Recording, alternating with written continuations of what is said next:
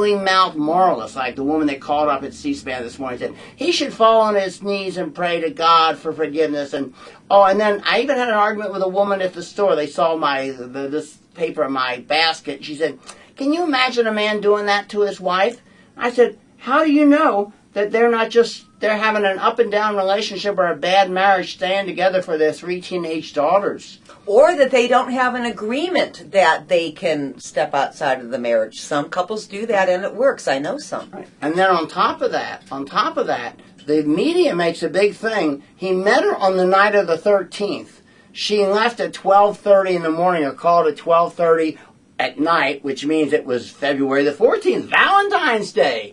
Now, I would say that most married couples that I know that have a good marriage, Valentine's Day, I really think that would be a time, even if you don't have sex that often in your marriage, the two of you would get together and light a candle and have a glass of wine and have a sexual coupling. So I don't think if this man was really as blissfully married as people would have you believe, that he would be going to a prostitute for $5,500 the night before Valentine's Day.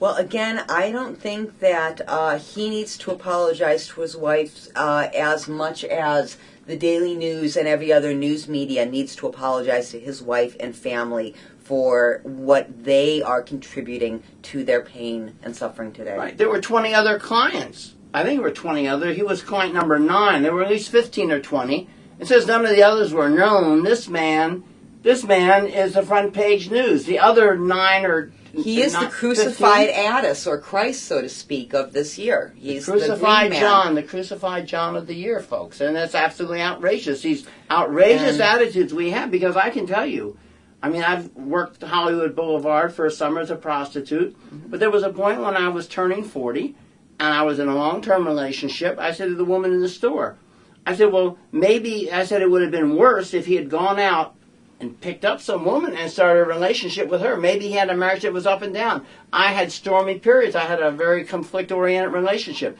And at that point, I went through a lot of difficulty going uptown and paying attractive young men for sex, right, because it violated my notions of what sex and love were to be about, even though I had worked as a prostitute out of necessity. So I knew that they were human beings too, so that gave me an in. But I'm saying is that he could have had just a stormy relationship with his wife, and taken refuge to me. Yet our society, she said to me, well, he didn't have to make a business out of it.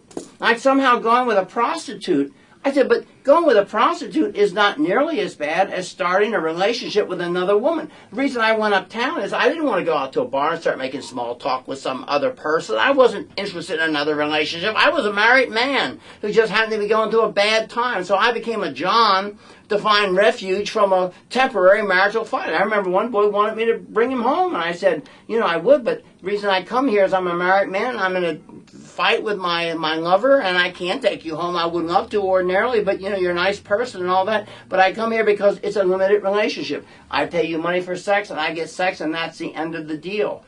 And I took him to the village. I said, you're such a good-looking guy. I'm sure you'll find somebody who's single and lonely who will take you in and give you a place to stay. You know what I mean? And absolutely. Okay, so that's enough from us. Let's hear what the general public has to say, because we're two ex-prostitutes. Right. We're biased. And I'm also a John and a Madam, so I have more credentials than this beautiful young woman. Yes, because I've never been a client. Just wait till you're 65 and no one gives you a second look. Oh, if I had the money, I'd be a client today, let me tell you. I like that. Okay, so Chris Leonard, who's 23 years old and a stockbroker of Brooklyn Heights, says, to the question, should Governor Eliot Spitzer be pushed out of office? So Chris Leonard says, I don't know. I'm waiting for more details to come out. And Charles Virasamy, 32, who's a title insurance examiner from Nassau County out in Long Island, says no, he's entitled to indulge in his pleasures. And Herb Lazon, 37, who is a lawyer in Manalapan, New Jersey, says, no, I don't care what he does personally, I just hate the hypocrisy. So here, fellas. We're not alone in our assessment. A lot of this people. Is from today's New York Metro. A lot of people made that hypocrisy argument. But you know, to me, there's no hypocrisy. This man, as a prosecutor, went after fat cats in Wall Street that were... I'll read you his hit list. It's incredible. I have a hit list here from the Wall Street Journal or the Ledger. I mean, the things that this man did was incredible. It's called Spitzer's hit list. This is actually... It says that one guy, a judge in 2000, ordered the former head of the New York Stock Exchange to repay part of his roundly criticized $187.5 million compensation package. Grasso pay was at the center of a suit brought by Spitzer in 2004. It said in 2002, Spitzer won a $1.4 billion settlement from Wall Street's biggest investment firms and forced them to separate market research and investment banking. That means that this man was in there saying, you can't take these people's retirement money and use your research to buy and sell. Go Eliot. Eliot was a real champion, a real moralist in the important matters of life, and that is what happened to people's life savings, what really was going on in big time, and what they're using is a lot of tabloid scuttlebutt to try to chop this big man, this real champion of the people down the sides, and I frankly am disgusted by it. Me too. I was going to say, this is not, as far as I'm concerned, prostitution is not immoral. It's certainly not immoral the way that stealing from, elderly people or poor people is. He had the guts to go after corporate people and not take their bribes, and in that way to resemble Eliot Ness in that he was untouchable.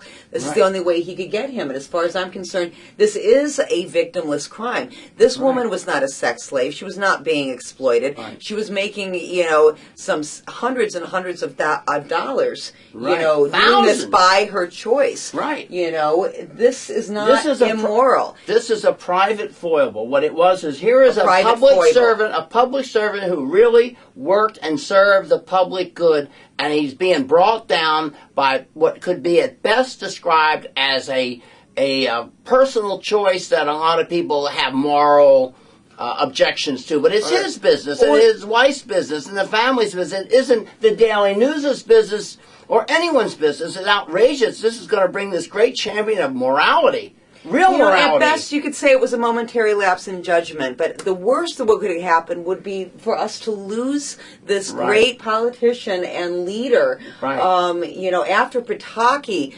Eliot has been so fabulous. He should not resign after this. I'm begging my governor not to resign over this and to hang in there. This will blow over. People do have short memories. Bill Clinton proved. I mean, this man did not stand there and shake his finger at the camera like that and say, I did not have sex with that woman. Or I will not raise taxes. And both of them stayed in office. Please, Mr. Spitzer. On behalf of all New Yorkers, at least from New York City, please hang in there. Yeah, I say let's salute. Let's salute the governor. Yes. We salute the governor. We hookers, Johns, Madams, we all salute the hooker. From the sex industry. I mean, we all salute the governor. Governor Eliot Spitzer. Governor Eliot Please Spitzer, hang in there. We are with you. Friend of the people, a man who's really moral about really important issues. Concerned about the average person, the working and the retirement savings and people's life investment on Wall Street and what he does in his private life. As long as he doesn't do it on company time or government time, it's nobody's business but his family. His and his family's, So, let it be. Namaste.